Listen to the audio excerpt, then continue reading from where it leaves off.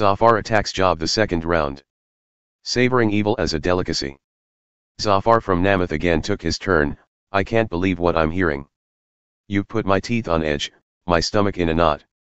How dare you insult my intelligence like this? Well, here's a piece of my mind. Don't you even know the basics, how things have been since the earliest days when Adam and Eve were first placed on earth?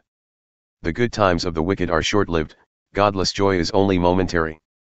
The evil might become world famous, strutting at the head of the celebrity parade, but still end up in a pile of dung. Acquaintances look at them with disgust and say, "What's that?" They fly off like a dream that can't be remembered, like a shadowy illusion that vanishes in the light. Though once notorious public figures, now they're nobodies, unnoticed, whether they come or go. Their children will go begging on Skid Row, and they'll have to give back their ill-gotten gain. Right in the prime of life, and youthful and vigorous, they'll die. They savor evil as a delicacy, roll it around on their tongues, prolong the flavor, a dalliance in decadence, real gourmets of evil.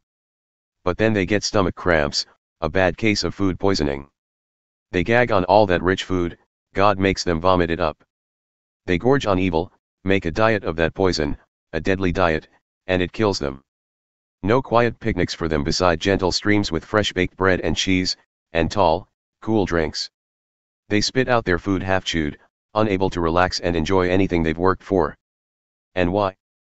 Because they exploited the poor, took what never belonged to them. Such God-denying people are never content with what they have or who they are, their greed drives them relentlessly. They plunder everything but they can't hold on to any of it.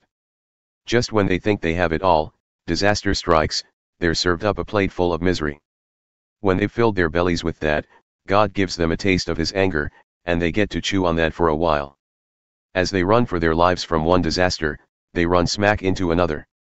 They're knocked around from pillar to post, beaten to within an inch of their lives. They're trapped in a house of horrors, and see their loot disappear down a black hole. Their lives are a total loss, not a penny to their name, not so much as a bean. God will strip them of their sin-soaked clothes and hang their dirty laundry out for all to see. Life is a complete wipeout for them, nothing surviving God's wrath. There. That's God's blueprint for the wicked, what they have to look forward to.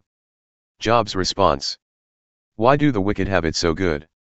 Job replied, now listen to me carefully, please listen, at least do me the favor of listening. Put up with me while I have my say, then you can mock me later to your heart's content. It's not you I'm complaining to, it's God. Is it any wonder I'm getting fed up with his silence?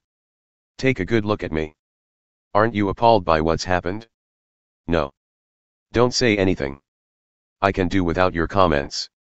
When I look back, I go into shock, my body is racked with spasms. Why do the wicked have it so good, live to a ripe old age and get rich? They get to see their children succeed, get to watch and enjoy their grandchildren. Their homes are peaceful and free from fear, they never experience God's disciplining rod. Their bulls breed with great vigor and their cows calve without fail. They send their children out to play and watch them frolic like spring lambs. They make music with fiddles and flutes, have good times singing and dancing. They have a long life on easy street, and die painlessly in their sleep. They say to God, get lost. We've no interest in you or your ways. Why should we have dealings with God Almighty? What's there in it for us? But they're wrong, dead wrong, they're not gods. It's beyond me how they can carry on like this. Still, how often does it happen that the wicked fail, or disaster strikes, or they get there just deserts? How often are they blown away by bad luck? Not very often. You might say, God is saving up the punishment for their children. I say, give it to them right now so they'll know what they've done. They deserve to experience the effects of their evil, feel the full force of God's wrath firsthand. What do they care what happens to their families after they're safely tucked away in the grave? Fancy funerals with all the trimmings. But who are we to tell God how to run his affairs? He's dealing with matters that are way over our heads. Some people die in the prime of life, with everything going for them, fat and sassy. Others die bitter and bereft, never getting a taste of happiness. They're laid out side by side in the cemetery, where the worms can't tell one from the other.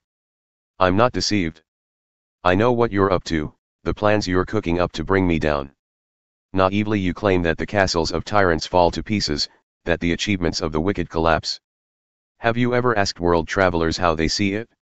Have you not listened to their stories of evil men and women who got off scot-free, who never had to pay for their wickedness? Did anyone ever confront them with their crimes? Did they ever have to face the music? Not likely.